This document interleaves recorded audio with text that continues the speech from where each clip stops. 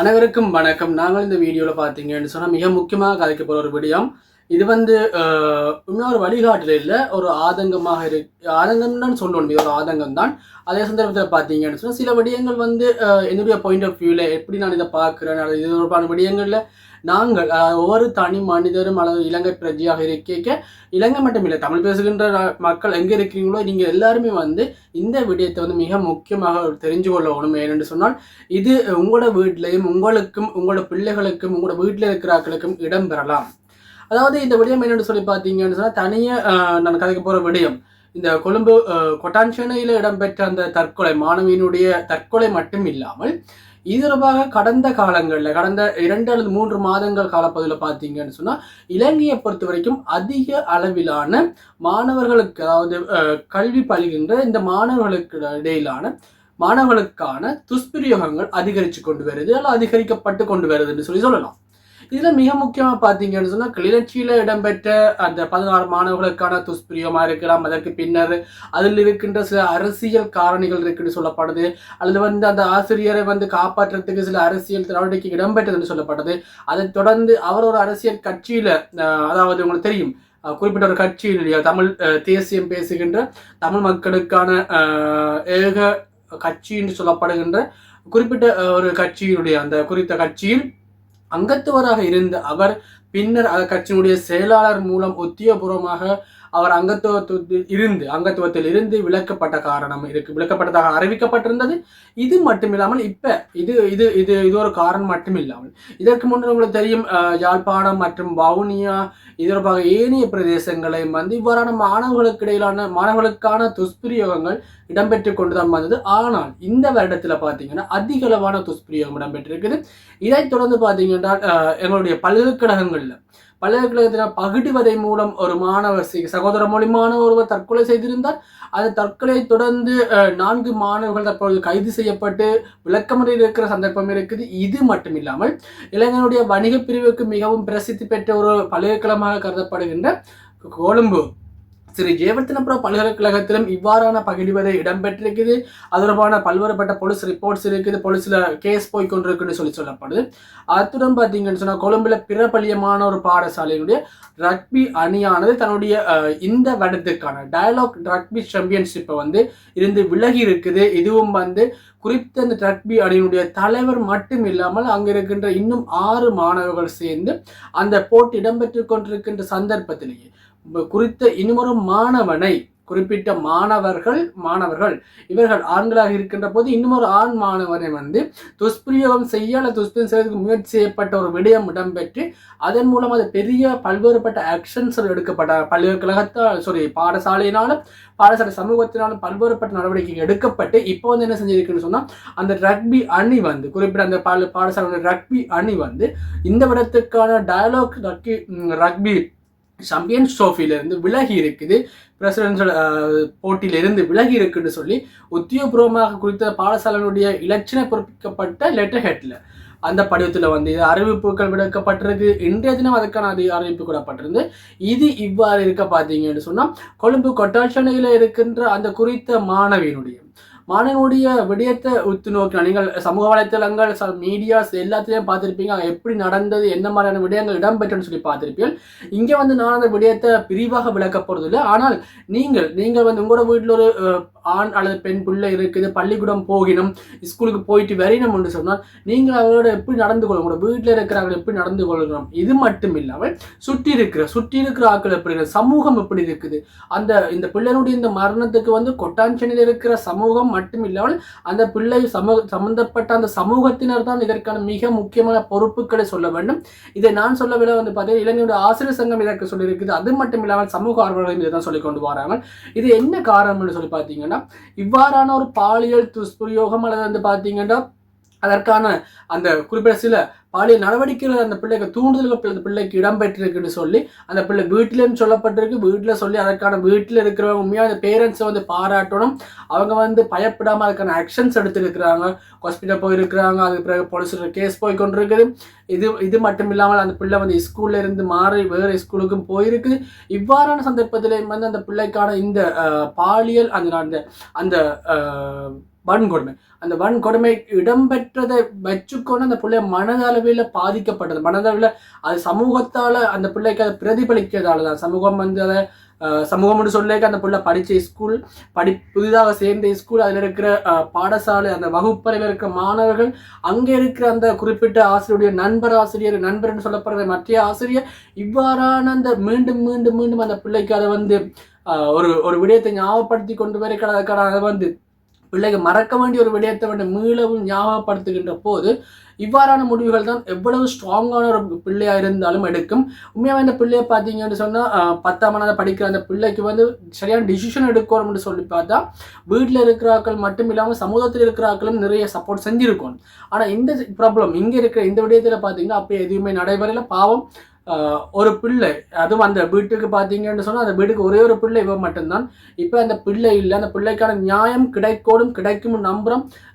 அதுவும் எங்களுடைய கல்வி அமைச்சர் மற்றும் பிரதமராக இருக்கிற ஹரணி அமரசூரிய இவ்வாறான விடயங்களை வந்து கட்டாயம் ஒரு முடிவு தீர்மானம் எடுக்கணும். அவர் அந்த குறிப்பிட்ட ஆசிரியர்கள் எந்த அரசியல் கட்சியை சார்ந்தவர்களோ அரசியல் கட்சியுடன் தொடர்பு அற்றவர்களாக இருந்தால் கூட, எவ்வாறான வசதி படைத்தவர்கள் செல்வாக்குடையவராக இருந்தால் கூட இவ்வாறான சந்தர்ப்பங்கள் இவ்வாறான பிரச்சனைகளுக்கு வந்து கட்டாயம் ஒரு முடிவெடுக்கணும். ஏன்னா இது வந்து தொடர்ச்சியாக இவ்வாறான நடவடிக்கை இடம்பெற்று கொண்டு விரைக்க பாடசாலை மீதும் கல்வி அமைச்சின் மீதும் சமூகம் மீதும் ஒரு நம்பிக்கையின்மை ஏற்படுகிற அதே சந்தர்ப்பத்தில் பிள்ளைகளை வந்து இவ்வாறான பாடசாலைகளுக்கோ அல்லது வந்து தனியார் வகுப்புகளுக்கோ அல்லது அந்த மாணவர்களுக்கான கல்வி செயற்பாடுகளில் ஈடுபடுத்துறதுக்கு பெற்றோர்களும் அச்சமடைவினம் அல்லது ஒரு சந்தேகத்தின் நோக்கத்திலான நோக்கு கொண்டிருப்பினோம்.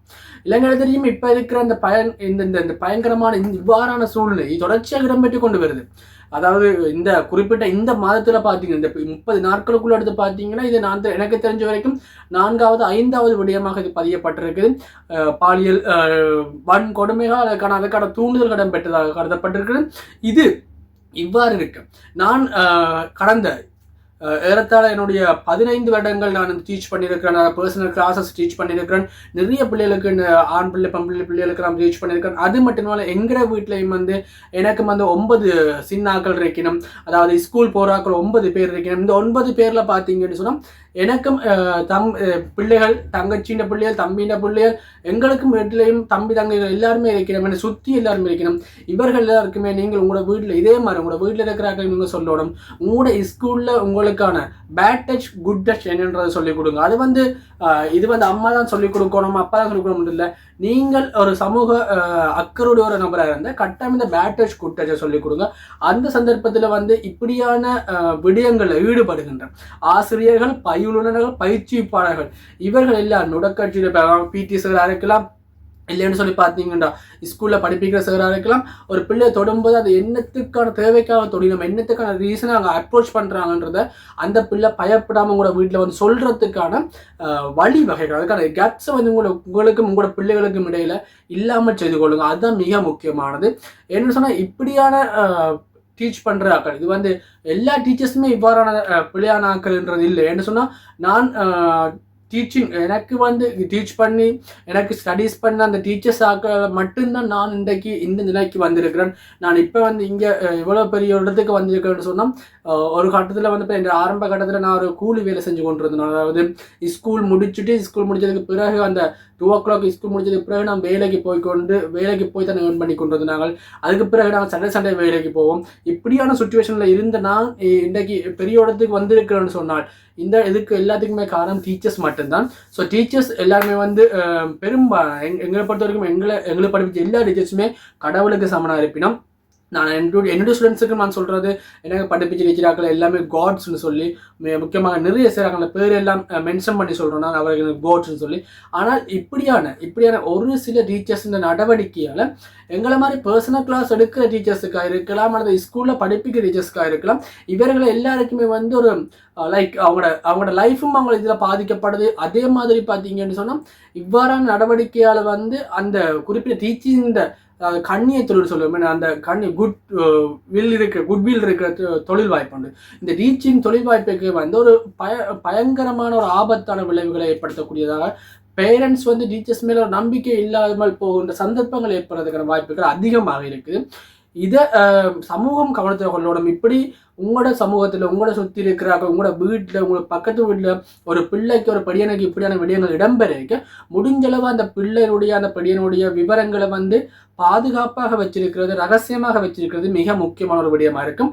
அது மட்டும் இல்லாமல் அந்த பிள்ளைக்கு வந்து நீங்கள் வந்து ஸ்ட்ராங்காக ஒரு லைக் நீங்கள் ஒரு மோட்டிவேஷன் தான் கொடுக்கணும். அந்த பிள்ளைக்கு வந்து நல்ல ஒரு மோட்டிவேஷன் கொடுக்கணும், ஸ்ட்ராங் மென்டலி அந்த பிள்ளையை ஸ்ட்ராங் பண்ணணும். அது இல்லாமல் நாங்கள் அதையே அந்த பிள்ளைக்கு திரும்ப திரும்ப ரிப்பீட் பண்ணிக்க கட்டாயம் அந்த பிள்ளை மனதளவில் பாதிக்கப்பட்டு இவ்வாறான தவிர்க்க முடியாத ஏற்றுக்கொள்ள முடியாத விடயங்கள் எல்லாம் இடம்பெறும். நான் அந்த வீடியோ பார்த்தேன். அந்த வீடியோ பார்க்கும்போது லைக் நீங்கள் ஒரு பொம்மையோண்ட மேலேருந்து கீழே போடைக்க எப்படி அது எஃபெக்ட் ஆகுமோ அப்படி தான் அந்த பிள்ளை ஒரு எஃபெக்ட் ஆயிருந்தது. அதை பார்க்கும்போது அவ்வளோ ஒரு லைக் அதை பிள்ளைய எப்படி எல்லாம் அந்த பேரண்ட்ஸ் வளர்த்திருப்பினம், பேரண்ட்ஸ் வளர்க்குறதுக்கு எவ்வளோ கஷ்டப்பட்டிருப்பினம்ன்றதை தெரிஞ்சு கொள்ளணும். குறிப்பிட்ட அந்த செயலை செய்ததாக சொல்லப்படுகின்ற அந்த ஆசிரியருக்கும் அவற்றை வீட்டிலையும் பிள்ளைகள் இருக்கும், அவற்றை வீட்டிலையும் இவ்வாறான ஒரு உயிர் ஒன்று இருந்திருக்கும். அப்படி ஒரு உயிர் அந்த வீட்டில் போயிருந்தால் எப்படியான விளைவுகள் வந்திருக்கும்ன்றதை கொஞ்சம் யோசிச்சு பார்த்துருக்கணும். இவ்வாறான பாலியல் ரீதியான தொடுகைகள் தூண்டல்களை ஈடுபடுகின்ற நபர்களை வந்து உங்களோட வீட்டில் இருக்கிற பிள்ளைகளுக்கு சொல்லி வளருங்க. உங்களுக்கு அவ்வாறான பிரச்சனைகளை ஈடுபடுகின்ற போது அவ்வாறான நடவடிக்கைகள் அவரான டவுட்ஸ் ஒன்று வந்தால் கூட உங்கள்கிட்ட வந்து சொல்லுங்கள் உங்களோட பிள்ளைகளை. மற்ற பிள்ளைகளை முடிஞ்ச ஒரு டிரான்ஸ்பரன்ஸை வச்சுக்கொள்ளுங்க. உங்களோட வந்து ஃப்ரீயாக என்ன விடயமாக இருந்தாலும் பாலியல் ரீதியான விடயங்களாக இருக்கலாம், அவங்களோட சோகம் துக்கம் இது எல்லாத்தையும் சந்தோஷங்கள் இது எல்லாத்தையும் வந்து உங்களோட ஷேர் பண்ணுறதுக்கு வச்சுக்கொள்ளுங்க. ஃப்ரெண்ட்ஸோட ஷேர் பண்ணுறதுக்கு இருக்கிற அந்த கட்ஸ் கூட ஃப்ரெண்ட்ஸோட என்னத்தை கதைக்கணுமோ அதை விட கூட உங்களோட கதைக்கலாம்னு சொல்கிற அளவுக்கு பேரண்ட்ஸ் வச்சுக்கொள்ளணுன்றதை நான் கேட்டுக்கொள்கிறேன். ஸோ இது மிக மிக மன வருத்தமான ஒரு வீடியோ. உண்மையாக அந்த வீடியோ முதலே போட்டிருக்கணும். எனக்கு இந்த லாஸ்ட் 2 days என்னுடைய ஸ்டடீஸுக்கான எக்ஸாம்ஸ் இருந்தால் எனக்கு இதை போடலாம் போயிட்டுது. ஸோ இன்றைக்கு இந்த வீடியோ கட்டாயம் இதை அப்படியே உங்களை போடணும்னு சொல்லியிருந்தேன். இது என்னுடைய ஓன் வியூ தான். நான் எப்படி அது இந்த சுச்சுவேஷனை பார்க்குறேன், அதுக்கு நீங்கள் சமூகம் என்ன செய்யணும்ன்றதை சொல்றதுக்கான வீடியோ தான் நான் இந்த வீடியோ போட்டிருக்கேன். ஸோ இது வந்து யாரையும் துன்புறுத்துறதுக்கோ யாருடைய விடயங்களையும் சுட்டி காட்டுறதுக்கோ நான் இங்கே கூட வந்து எந்த ஒரு பெயரையோ குறிப்பிடையில அந்த பிள்ளைன்ற ஸ்கூலில் அந்த பிள்ளைகளுடைய பெயரோ டீச்சர் சேரு நான் குறித்த சேருன்ற பெயரோ அல்லது இதற்கு முன்னே சம்மந்தப்பட்ட அந்த விடயங்கள் இருக்கிற ஆக்களுடைய பெயரோ குறிப்பிடப்படையில. ஆனாலும் ஸ்கூலில் இப்போ இருக்கிற காலப்பகுதியில் இந்த 2025ஆம் ஆண்டு ஏப்ரல்லேருந்து இதுவரையான காலப்பகுதியில் வந்து இலங்கையில் இதுவரைக்கும் வெளியில் தெரிஞ்ச விடயங்களாக பார்த்தீங்கன்னா 5 விடயங்கள் பதிவு செய்யப்பட்டிருக்கு. மாணவர்களுக்கு பல்கலைக்கழகம் தொடக்கம் பாடசாலை வரையிலான மாணவர்களுக்கான பாலியல் சீண்டல்கள் பாலியல் கொடுமைகள் இடம்பெற்று கொண்டிருக்குது. இவை வெளிவந்த விடயங்கள், இன்னும் வெளிவர விடயங்கள் எவ்வளவோ இருக்குது பார்க்கலாம். அவைகளும் என்ன நடக்க போகணும்னு தெரியல. ஆகவே உங்களுடைய பிள்ளைகளோட வந்து டிரான்ஸ்பரன்ஸாக இருங்க. நான் சொல்கிறது வந்து பேரண்ட்ஸ் சமூகம் பிள்ளைகளோட டிரான்ஸ்பரன்ஸாக இருங்க. பிள்ளைகள் மீது அக்கறை கொள்ளுங்க. அவளை ஃப்ரீயாக கதைக்க விடுங்க. மற்றது இவ்வாறு அவருடைய இடம்பெற்றா பிள்ளைகளில் குறை சொல்லாதீங்க. பிள்ளைகளில் வந்து குறை சொல்லாமல் குறிப்பிட்ட நபர்கள் மேலான ஆக்ஷனை வந்து ஸ்ட்ராங்காக எடுங்க, விட்டு கொடுத்துடாதீங்க. ஏண்டா இது வந்து உங்களோட பிள்ளைகளுக்கு இடம்பெற்றா நாளைக்கு இன்னொரு பிள்ளைக்கும் இடம்பெறும்ன்றதை கவனத்தில் கொள்ளுங்க. ஆகவே இன்னொரு வீடியோவில் சந்திக்கும் வரை உங்களோட சசி பிள்ளைக்கு சப்ஸ்கிரைப் பண்ணிக்கொள்ளுங்க. பல்வேறுபட்ட புதிய விடயங்களை தெரிஞ்சு கொள்ளலாம். அது உங்களுக்கும் நன்மையாக இருக்கும், எனக்கும் அது மோட்டிவேஷனாக இருக்கும். நீங்கள் என்ன சேனலை சப்ஸ்கிரைப் பண்ணுறது மூலம் புதிய ஒரு விடயத்தை சந்திக்கலாம். நன்றி.